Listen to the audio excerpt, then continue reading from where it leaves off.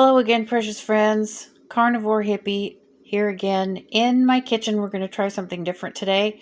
I want to show you one of my favorite recipes. I make it all the time. It's fast, it's easy, it's absolutely delicious. It's carnivore, and it's going to be eggs, as you can see. So what we're going to do here today is cream poached eggs. And for hardware, what you're going to need is I'm making 8 eggs today for me and my hubby. That's 2 servings in my life. We have a 10-inch skillet with a lid. We have a large tablespoon, a slotted spoon, and a spatula. That's what you're going to need for hardware. Right here we have our 8 eggs. And we have, this is optional, we have a half a teaspoon of onion powder and a quarter teaspoon of salt. That's just for flavoring. If you don't want it, leave it out. It won't affect the finished dish, except for taste. I got 7 grams, this is also optional, of grated Romano, imported Romano cheese. I don't like American Romano cheese. I don't think it's worth buying. So if you can find imported Italian Romano cheese, I highly, highly recommend it. All right, 7 grams of grated Romano cheese for finishing. Again, this is optional. And last but not least, again, for finishing, some dried parsley flakes. You can use fresh if you'd rather. And some freshly ground black pepper. I always recommend freshly ground black pepper. I don't like the taste of pre-ground black pepper. I think all the good stuff just evaporates away. And in our skillet, we have a cup. This is for 2 servings. A cup of heavy whipping cream, thinned with 2 tablespoons of water. Please don't forget the 2 tablespoons of water. The extra water is going to help you cook the eggs, all right? If you don't put the water in, you may find out that your eggs cook way too slowly and that they get hard on the bottom while never cooking sufficiently on the top. So that will be unpleasant. I also have in here 2 tablespoons of butter. You can see my little butter slick right there. And we have heated this up. I've preheated this to save time. So who wants to sit and watch cream boil, right? I've preheated this.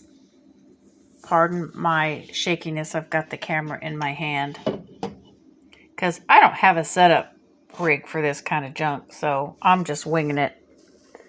So we're going to turn the stove back on to medium low, and this is going to come back to a simmer pretty quick.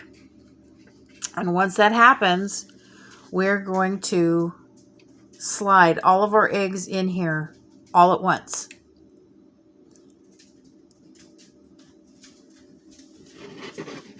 Actually, I'm going to hike this up so that we'll come to a boil. Like I said, who wants to stand and watch cream start to bubble? Who wants to wait for that? Ain't nobody got time for that. Come on. There we go. There's our bubbles. Now we're going to back the heat off. Back to 2 on my stove.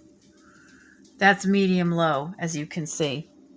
And we got our bubbles going. Now you want it to be bubbling pretty decent because your eggs will probably be cold from the refrigerator. You can leave them out till room temperature, and if you want to. So we're going to introduce all of these all at once. Okay, there we go. And that's because they're cold. Excuse me. That's going to slow the bubbling down a little bit. So I'm going to just hike it up a little bit until it comes back to a simmer. And we're going to cover it. We need to retain the heat to cook the tops of the eggs. And we'll also be basting them with the cream as it begins to come up to temperature. There we go. You can see the bubbling is starting to happen again. Our little happy little eggs in their sauna bath, their beauty treatment. We'll just let them, before you touch them, you want to let them sit and cook for a few minutes, for a minute or so. Because if you start to try to move them around, we are going to move them around eventually, but if you move them around too quickly before the whites have a chance to set up a little bit, what you'll have is a gigantic pan of grainy custard. And that's not, well, maybe that's what you want, but that's not what I'm going for today. So we're going to let these bubble away for just a minute until the bottoms have had a chance to set up.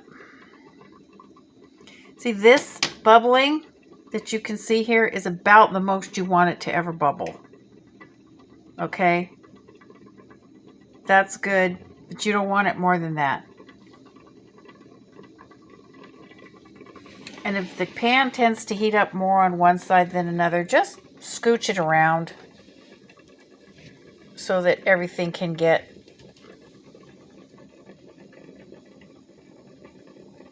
more evenly heated. Okay, so it's been bubbling about long enough, about 45 seconds, I guess. And we can start sticking our spatula in just to make sure our eggs are not clinging to the bottom of the pan. See, just scoot your spatula underneath till you can see that the egg comes up. You just want to make sure that, because sometimes they'll cling to the bottom of the pan, and you don't want that, because you want the cream to get under the eggs. And I can feel some of them did stick a little bit. That's okay. This is why you also want to use a nonstick pan if you can. A stainless steel skillet is way harder to do this. Okay. Now we're done with that. And now we can start. We're going to baste them for a little bit. Starting to get a little too vigorous. I'm going to back the heat off a little bit.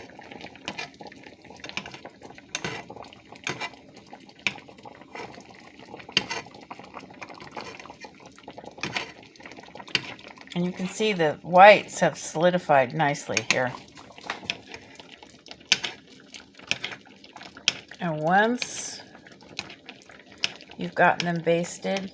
Now, actually, if you don't mind really soft whites and really super liquid yolks, they could be done right here. They really could be. You could just take them out and eat them up. But I like my eggs firmer when they're cooked this way. So I'm going to cook them a little bit longer. Baste.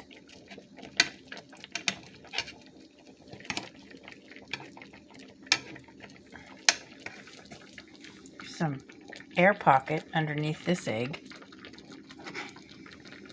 There we go.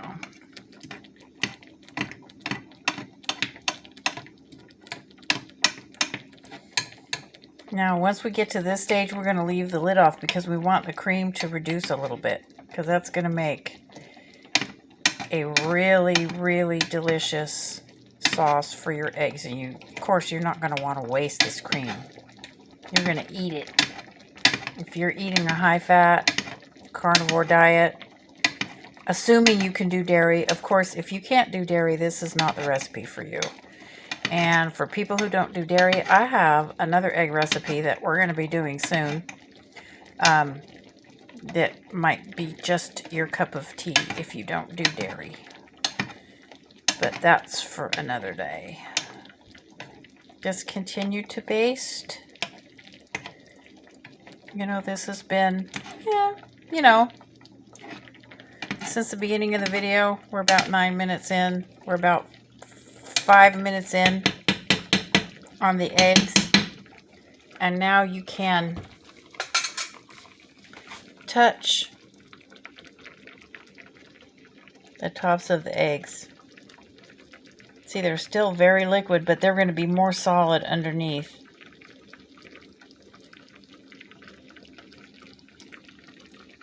Yummy. You know what? I forgot to put my seasonings in my cream. Ha ha! Stupid Patty. Oh well, we're going to live without them today. Usually you would put them in the cream at the time you start heating it up. Okay? Just so you know. Now that the eggs whites are pretty much set, you can baste the eggs just by joggling the pan. You don't want to joggle the pan around too much before this because, like I said, the yolks will just break. And then you'll have a giant pan of weird custard. Which, like I said, that might be your bag, but that's not what we're going for today. Okay, so keep in mind, this method is going to make the eggs firmer on the bottom than they are on the top. So just because they're nice and loose and jiggly on the top doesn't mean they're that way. The yolks are that way all the way through. They'll be pretty firm. About the half that's on the bottom underneath the cream is going to be pretty firm. And the half that's sitting above the cream is going to be pretty loose. So now we're going to turn the heat all the way off, but we're going to leave it on the burner and just let it continue to bubble. Oh, excuse me. Let me get the steam off the lens. There we go. And now we have our cheese that we're going to sprinkle in evenly. You don't want to just put it in a big blob, because that means only part of the dish will get cheese in it. And if you're going to use the cheese, everybody wants some cheese.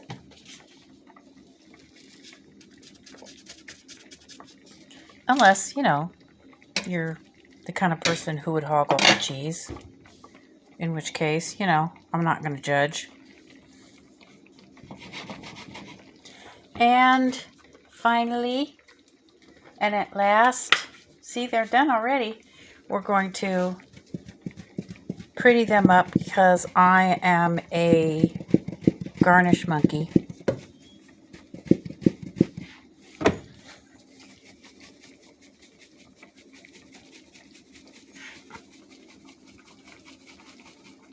Okay, there we are. Now, this is where your slotted spoon comes in. We're going to grab our serving vessel. And you can heat this up if you want to. I haven't warmed them up. Usually I do, but that's boring. So I haven't worried about it. And you're just going to scoop up your egg.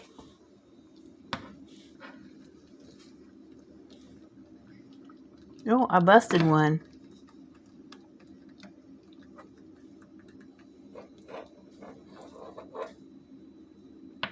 That's okay, because it's done anyway. We're fixing to bust them up anyhow. Come on. 2. You can use the side of your spoon to separate them gently from one another. 3.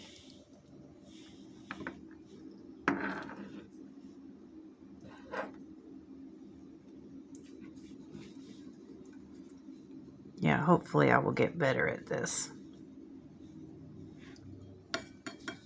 4.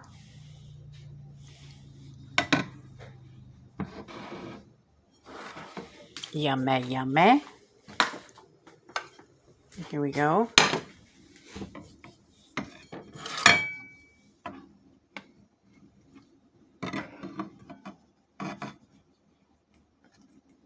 I mean, I suppose you could just, at this point, pour the remaining eggs into the dish, but I don't like the way it makes the sauce dribble down the outside of the pan when I do that. And I feel like that's kind of a waste of something I could be enjoying, so I prefer to dish it out. Now, ordinarily, I would use 2 scoopers. I would be using one scooper to push the egg into the spoon, so it didn't slither around the pan away from me like these are doing.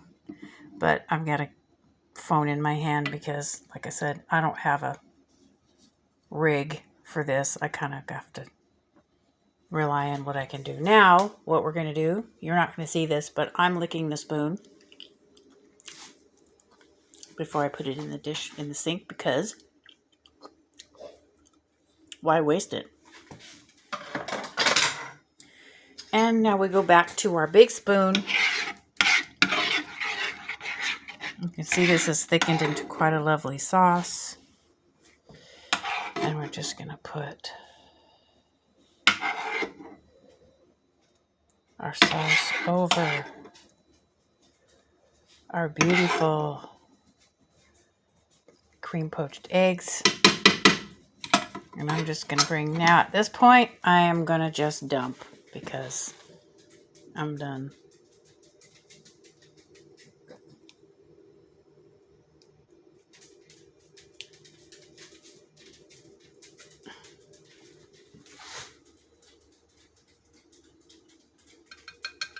There. That's it, friends. Cream poached eggs and pepper. How am I going to do this one-handed? Ha ha. Well, I'm not going to do it one-handed as it turns out. So just suffice it to say that, yeah, lovely, lovely, freshly ground black pepper. A little bit more parsley flake.